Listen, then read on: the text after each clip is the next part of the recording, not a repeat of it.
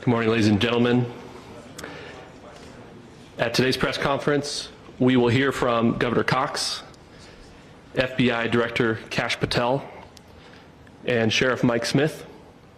We also have with us Utah DPS Commissioner Bo Mason, Lieutenant Governor Deidre Henderson, FBI Special Agent in Charge Robert Bowles, and local and federal law enforcement partners. Following the remarks today, Governor Cox, Director Patel, and Commissioner Mason will take questions. Thank you.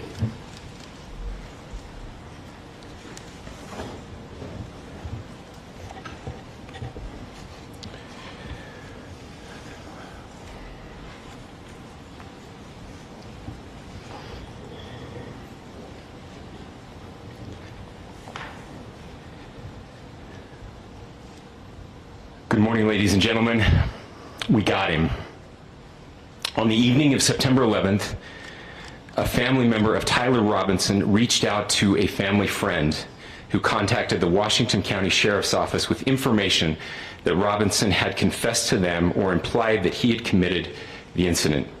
This information was relayed to the Utah County Sheriff's Office and scene investigators at Utah Valley University.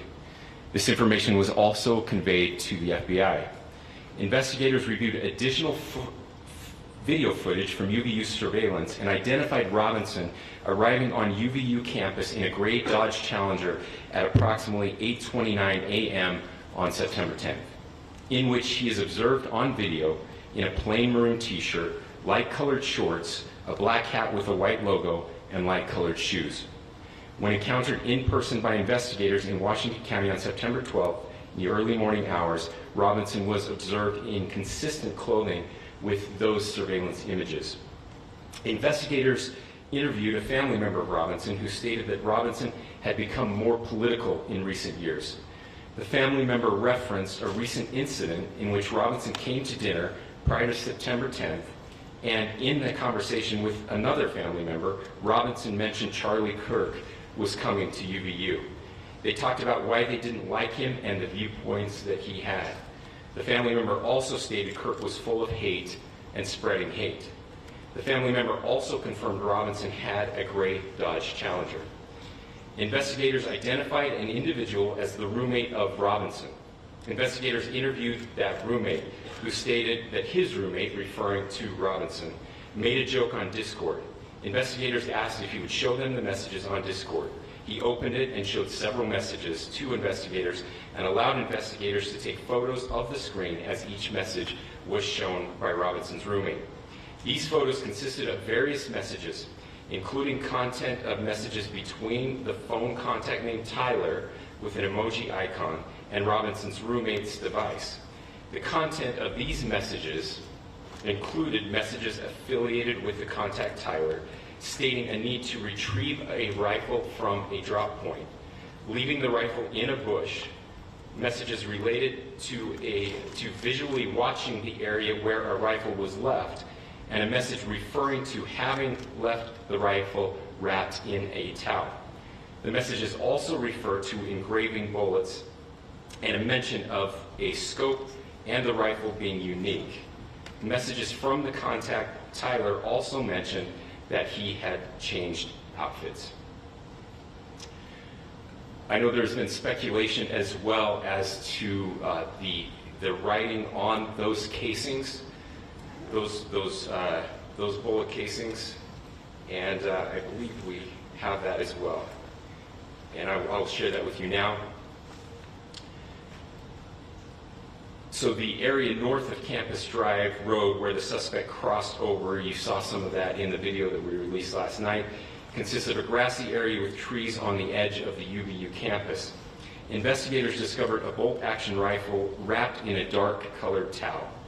The rifle was determined to be a Mauser Model 98 30-06 caliber bolt-action rifle. The rifle had a scope mounted on top of it. Investigators noted inscriptions that had been engraved on casings found with the rifle.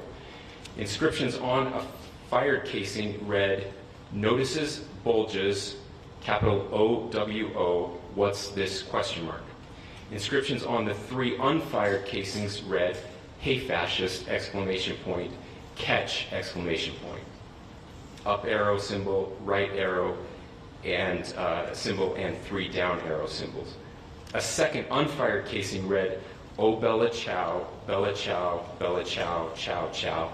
And a third unfired casing read, "If you read this, you are gay, LMAO." We are indebted to law enforcement across the state who has worked seamlessly together, local law enforcement, state law enforcement, and our federal partners with the Federal Bureau of Investigation. We're grateful for everyone who worked together in such a short amount of time to find this person and to bring justice. I want to thank the public who has been so engaged, reviewing videos, helping us with sending in tips, and helping us get to this point. I want to thank the family members of Tyler Robinson who did the right thing in this case and were able to bring him into to law enforcement as well. I especially want to thank the family of Charlie Kirk, Erica, Charlie's parents, his children. I want us to be thinking of them as we bring justice in this case. They will be involved in that justice. We will be working very closely with them as we move through this process as well. This is a very sad day for our country, a terrible day for the state of Utah, but I'm grateful that at this moment we have an opportunity to bring closure to this very dark chapter in our nation's history. With that, I will now turn the microphone over to the Director of the FBI, Kash Patel. Thank you, Governor. This is what happens when you let good cops be cops. The FBI and our partners are proud to stand here today together to bring justice to the family of Charlie Kirk and honor his memory. I want to express my deep gratitude to President Trump, the Vice President, and the entire White House who have been so incredibly supportive with both resources and just personally to the FBI as a team. They had our backs the entire way, and I just want to express my gratitude for giving us the resources we need to operate in this space to bring this sort of justice at this sort of speed. In 33 hours, we have made historic progress for Charlie. Governor Cox, our partnership has been absolutely incredible these last few days. Our partnership will endure. Your state and local partners, your sheriffs, your DPS community has been unbelievably impressive in the hardest of times. And a case like this cannot be solved, cannot be brought without partnering with your state and local authorities. The FBI has a certain role to play. We will play that role, and we will lead out for the federal government. Governor Cox, we are so grateful for your state partnership that led out on this investigation. A little bit of the timeline. Charlie was shot at 12:23 p.m. on Wednesday. The first FBI agents arrived on scene in 16 minutes with chiefs of police at 12:39 and secured the scene. The FBI immediately launched fixed-wing assets. We utilized these assets to transport personnel, specialty technicians, hostage rescue teams. We also utilized these assets to go back and forth from the East Coast and here in Utah to transport forensic evidence and other evidence that will be analyzed and is being analyzed at our FBI laboratories in Quantico and other laboratories, including the ATF. At my direction, the FBI released the first set of FBI photos of the suspect at 10 a.m. local time on 9/11. Then, shortly thereafter, the FBI reward of $100,000 was released at 10:45 a.m. local. Myself and Deputy Director Bongino arrived on the scene at approximately 5:30 p.m. on 9/11.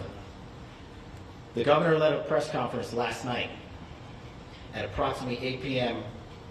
where, at my direction, the FBI released a never-before-seen video of the suspect. We also released new images to the public of the suspect. And just last night, the suspect was taken into custody at 10 p.m. local time.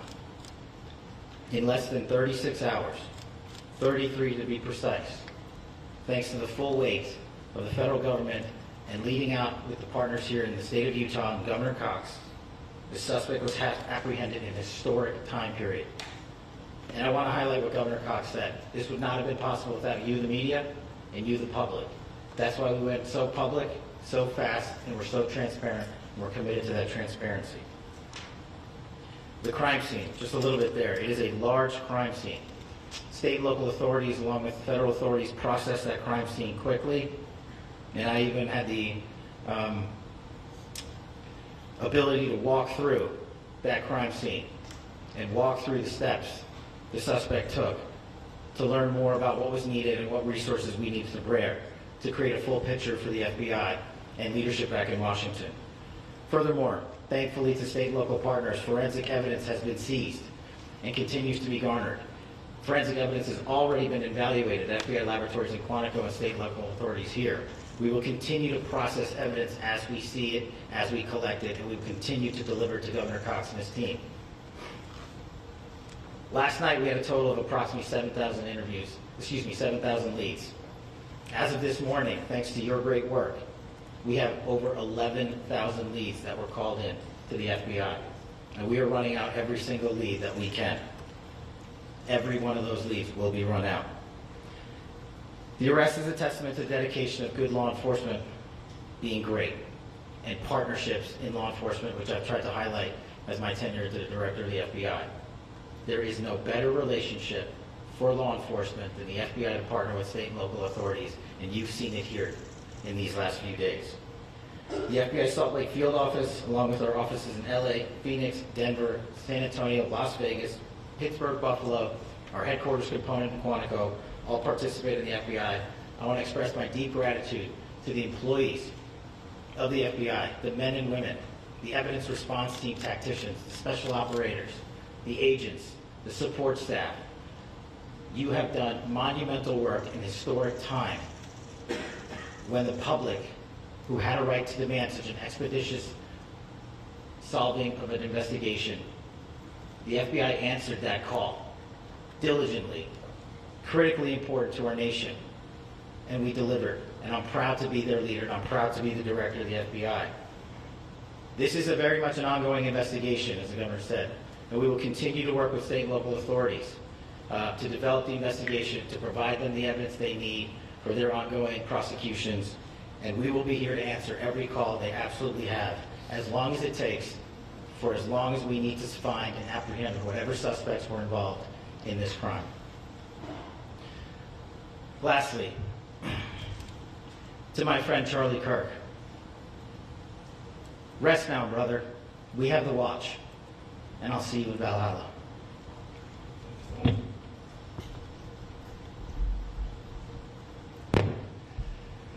Thank you, and good morning. I would just like to take a few minutes as the sheriff to express my gratitude for everybody who has played a part in this investigation. As you know, it's been a vast, a complicated, and a very, very fast-paced investigation. You're looking at people standing up here who are running on, if they got an hour's sleep in the last couple of days, they're probably lucky. It has been very taxing. It has been so impressive, speaking on behalf of the local law enforcement, to see the cooperation that we've seen in this type of case. Across the state, sheriffs, chiefs, our state partners have stepped up and have come to the call on anything that we needed. Our county chiefs have been phenomenal. Our Utah County Attorney, Jeff Gray, who's standing up here with us, has been phenomenal in leading us through this investigation. I would like to thank the federal government for their resources, their assets. Our local team here, our FBI team, has been extraordinary in helping us work through this and bring this person to justice. Most of all, I would like to thank the public, and specifically, I would like to thank the public who turned to prayers and who turned to positiveness for us. I would like to thank them on behalf of the law enforcement community, because we needed those prayers. That's what we needed to get through this. We needed your support, and you gave it to us. We needed your patience, and you gave it to us.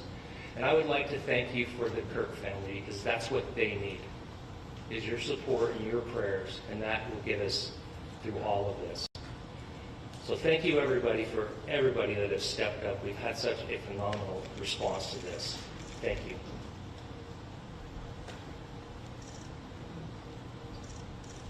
I also want to give a special thanks to the Attorney General and the Department of Justice.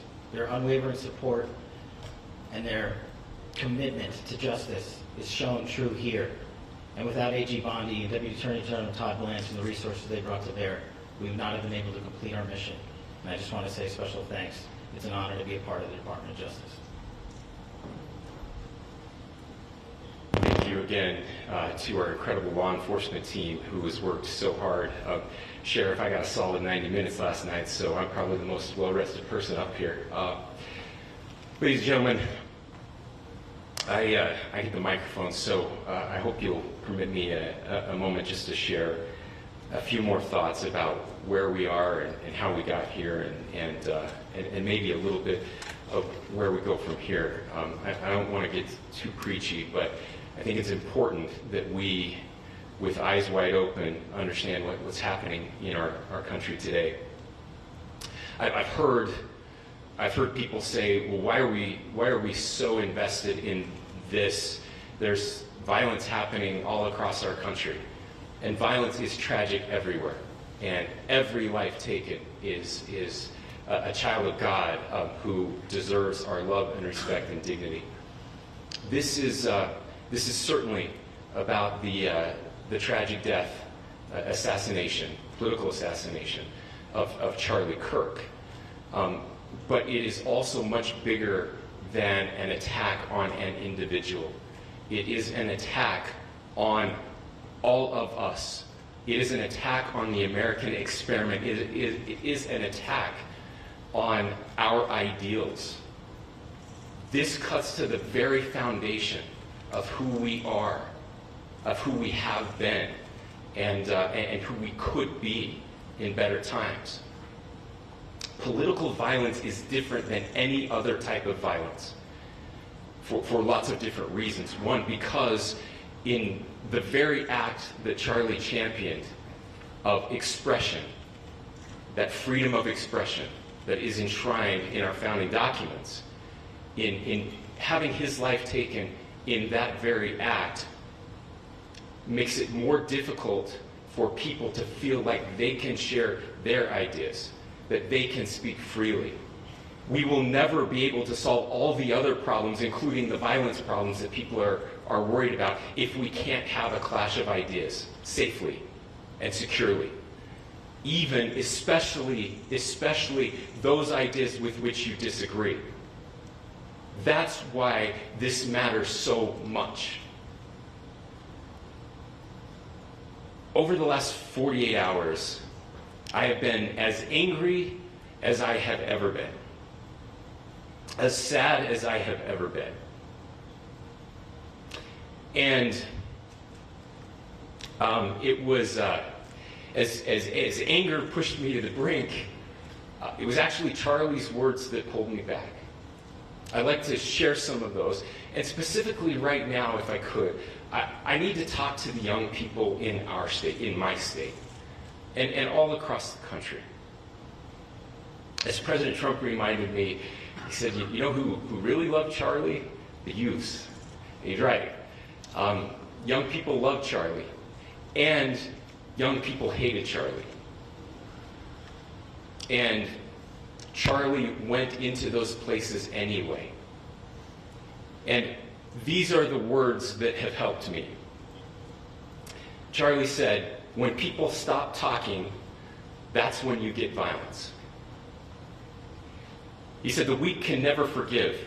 Forgiveness is the attribute of the strong.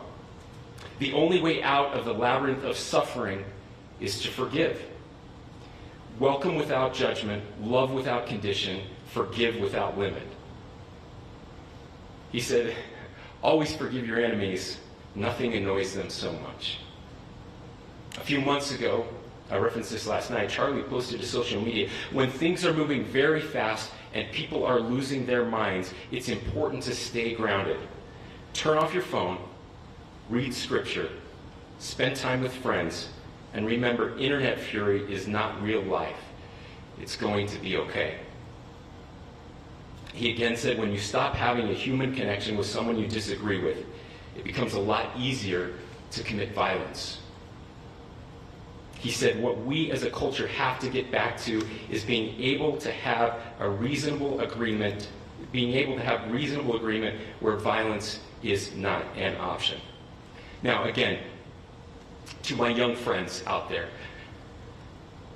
you are inheriting a country where politics feels like rage. It feels like rage is the only option. But through those words, we have a reminder that we can choose a different path. Your generation has an opportunity to build a culture that is very different than what we are suffering through right now. Not by pretending differences don't matter, but by embracing our differences and having those hard conversations. I think we need more moral clarity right now. I hear all the time that words are violence. Words are not violence. Violence is violence.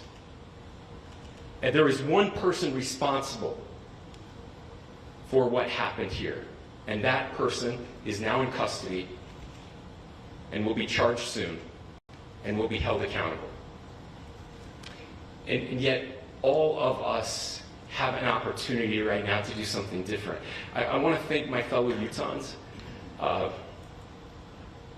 This bad stuff happens. For 33 hours, I was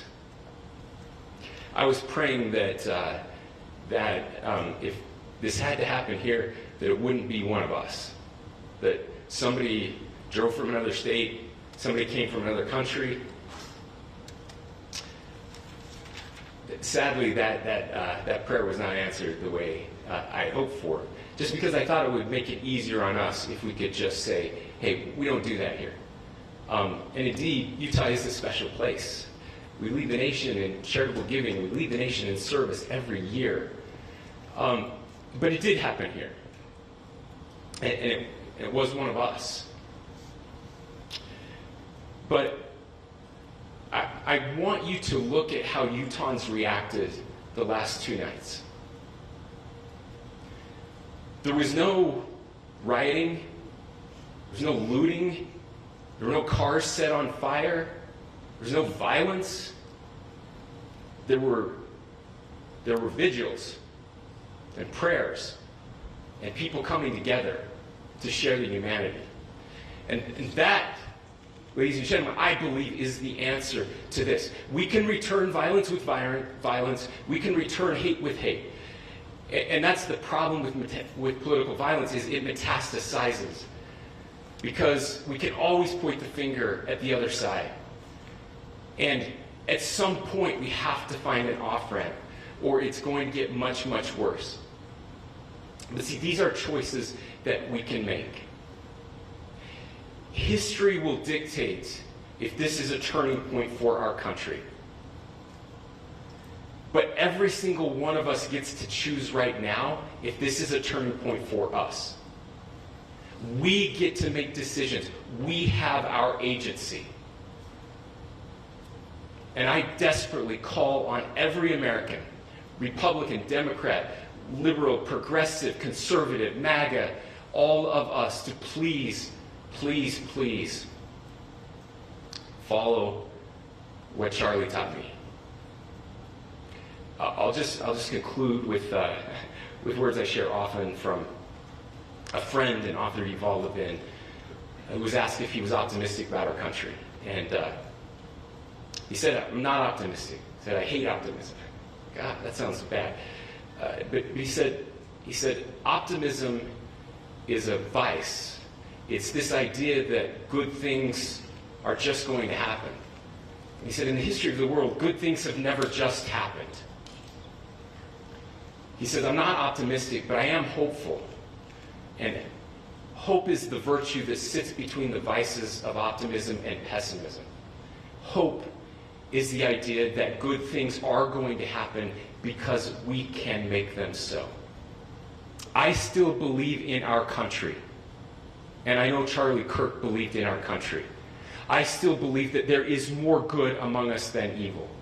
And I still believe that we can change the course of history. I'm hopeful because Americans can make it so. Ladies and gentlemen, we're happy to answer any questions you have. Governor, can you please speak to whether the suspect is speaking with authorities and his demeanor, Tyler Robinson, when he turned himself in?